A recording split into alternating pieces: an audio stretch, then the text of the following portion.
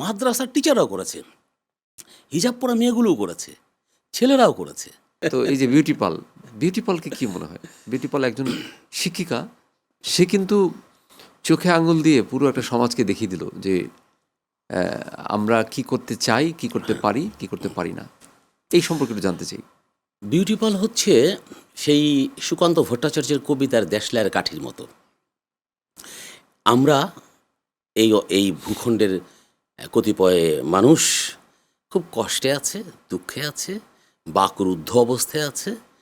এরকম অবস্থায় একটা দেশলাইয়ের কাঠি হচ্ছে বিউটিপাল। সিভিক রয়্যাল রিসর্ট, কিনুন আভিজাত্য, নিশ্চিত করুন ভবিষ্যৎ।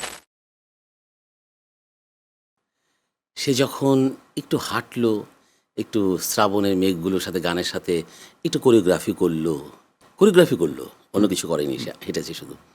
এবং সেটা যখন হলো, মানে প্রচার হলো, তখন একটা শ্রেণীর আর সহ্য করতে পারলো না। কোন শ্রেণীটা? যে শ্রেণীটা প্রকৃতিকে রুদ্ধ করে রাখে, যে শ্রেণীটা প্রকৃতি বিরুদ্ধ, মানে প্রকৃতিতে যা দরকার সেটার বিরুদ্ধ। প্রকৃতির বিরুদ্ধটা কি? প্রকৃতি হচ্ছে একটা ছেলে একটা মেয়ে প্রেম করবে, আমি যদি এটা বিরোধিতা করি, এটা আমার কাছে প্রকৃতির বিরুদ্ধ।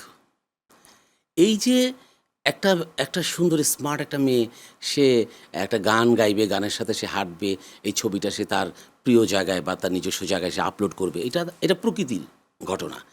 এর বিরুদ্ধে চলে গেলে একটা শ্রেণী, না মেয়েরা এটা করতে পারবে না। এই যে প্রকৃতির বিরুদ্ধ, এর বিরুদ্ধটা, এবং তাকে গালাগালি, গালাগালি অবিরাম ভাষায়, হ্যাঁ, এবং তাকে অনেক অশ্লীল শব্দ দিয়ে তাকে ভূষিত করেছে, হ্যাঁ।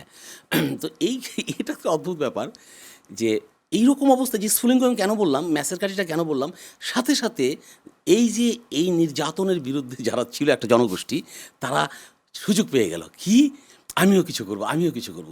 সবাই মিলে আপলোড এবং এই প্রতিবাদটা হলো একটা শৈল্পিক প্রতিবাদ, কিছু বলেনি কিন্তু, ম্যাসিভ আকারে শৈল্পিক এবং এই প্রতিবাদে আমি দেখেছি মাদ্রাসার টিচাররাও করেছে, হিজাব পরা মেয়েগুলোও করেছে, ছেলেরাও করেছে। তার মানে কি? মানে সবার ভিতরে না সত্য সুন্দরটা আছে, কিন্তু নানান কারণে এটা প্রকাশিত হওয়ার সাহস পায় না। কেউ সাহস দিয়ে দেয়। ওই দেশলাইয়ের কাঠিটি হচ্ছে বিউটিপাল। এটা বলো। আজহারুল নামে একটা ছেলেকে দেখলাম, সে এটা খুব, তার কথাও আমার খুব ভালো লাগছে, যে তাকে জিজ্ঞেস করছে, এই তুমি কি হিন্দু? আমি মানুষ, আমি মানুষ।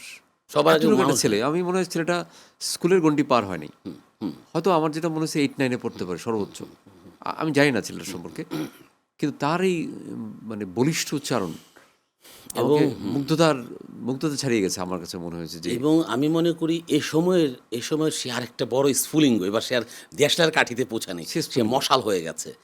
কারণ আমরা বলতে পারি না যে আমি ধর্মনিরপেক্ষ, আর ধর্মনিরপেক্ষ মানে ধর্মহীন না।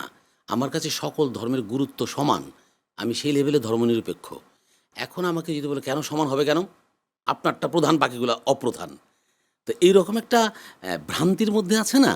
এই ভ্রান্তিটা তো সবাই গ্রহণ করে ফেলেছে, অধিক সংখ্যক এখন গ্রহণ করে ফেলেছে, এবং অধিক সংখ্যক না, যারা গ্রহণ করেছে তারা খুব সরব, আর যে শ্রেণীটা সরব তাদের সংখ্যা বেশি মনে হয়, হ্যাঁ। তো এই জন্য এই সময় যখন ছেলেটা বলল যে এই লোকটা যদি অভাবে পড়ে না খেয়ে এখানে অন্ন বস্ত্রর জন্য এখানে থাকতো, আমরা থাকার জায়গা করে দিতাম। সে কিন্তু অন্ন বস্ত্র সংস্থানের জন্য আসে নাই, সে এখানে ধর্মটাকে নিয়ে এসেছে। এখানে হচ্ছে সঠতা। সে কিন্তু মসজিদের বিরুদ্ধে একদম করেনি, না, কত আধুনিক ছেলে, সে মসজিদের বিরোধিতা করেনি। সে বলেছে যে এটা সে একটা ভণ্ডামি করছে, ধর্মটাকে ইউজ করছে, মসজিদ নামে দিয়ে সে এখানে বাসস্থান করছে, সে অন্যান্য অন্বেষণ করছে। এখানে এই ব্যাপারে একটা মজার কথা আমি বলি। তখন বলতেছিল, হুজুরটা বলতেছিল, তো জানিস কেন এখানে মসজিদ হবে? এটা হওয়ার কারণ হচ্ছে এই মানে পবিত্র কাবা শরীফ যখন নির্মাণের পরে শেষে কিছু পাথর বেঁচেছিল, আমাদের আদিপিতা ইব্রাহিম আলাইহিস সালামের কাজটা করেছিলেন, তখন ওই পাথরগুলো আল্লাহর নির্দেশে পুরা পৃথিবীতে ছড়িয়ে দিয়েছিল। সেই ছড়িয়ে দেওয়ার পর যেখানে টুকরাগুলো পড়েছে সেখানে মসজিদ হবে, টুডে টুমোরে হবে। আমি এই কথাটাকে অ্যাজ এ মুসলিম আমি এটাকে মেনে নিলাম, যে এটা যদি সত্যি সেই কাবা শরীফের পাথর যদি কোথাও পড়ে, এবং সেখানে আজ না হোক, কাল হোক, পরশু হোক, কোনো না কোনো দিন, কিয়ামতের আগের দিন হলেও এখানে আল্লাহর নির্দেশে একটা মসজিদ হবে, ডান, মেনে নিলাম। এরপর ছেলেটা যে কত জ্ঞানী, আমি অবাক হয়ে গেলাম। বলতেছে এটা আগে রমনা পার্ক ছিল, তারপর সোহরাওয়ার্দী উদ্যান হয়েছে, বলতেছে তার মানে এটা কি সে হিস্ট্রিটা জানে? কারণ এটার নাম রমনা হবে কেন? দুইটা কনসেপ্ট আছে, একটা হচ্ছে রমণ মানে আনন্দ বিনোদন, রমণ যেটা রমণ, এখানে মানুষ আনন্দ বিনোদন করতে আসবে, মিলন করতে আসবে, এই জন্য এটা পার্কের নাম হচ্ছে রমনা পার্ক। এটা হচ্ছে একটা কনসেপ্ট। আরেকটা কনসেপ্ট হচ্ছে ওখানে কালী মন্দির আছে, কালীর আরেকটা নাম আছে রমা। হ্যাঁ, ওই রমা থেকে রমনা আসছে। হ্যাঁ, এখন দুইটা কনসেপ্ট, একটা রমা থেকে কালী মন্দিরের কনসেপ্ট থেকেও আসতে পারে, আর একটা রমণ থেকেও আসতে পারে। আর এখন তৃতীয় কনসেপ্টটা পেলাম যে কাবা শরীফে পাথর এখানে এসে পড়ছে। হ্যাঁ, তো এখন তিনটা কনসেপ্টের মধ্যে কোনটা আসল, কোন যদি মসজিদ হয়েই যায় তাহলে আমি 3 নম্বর কনসেপ্ট হয়তো মানবো, আর মসজিদ যদি না থাকে তাহলে ভাবতে হবে এটা রমণ কিংবা রমা থেকেই এই রমনা পার্কের। যাক, আমরা একটা প্রসঙ্গে অনেকক্ষণ থাকলাম, আমরা একটু আচ্ছা। প্রসঙ্গটা চেঞ্জ করে সিভিক রয়্যাল রিসর্ট, কিনুন আভিজাত্য, নিশ্চিত করুন ভবিষ্যৎ।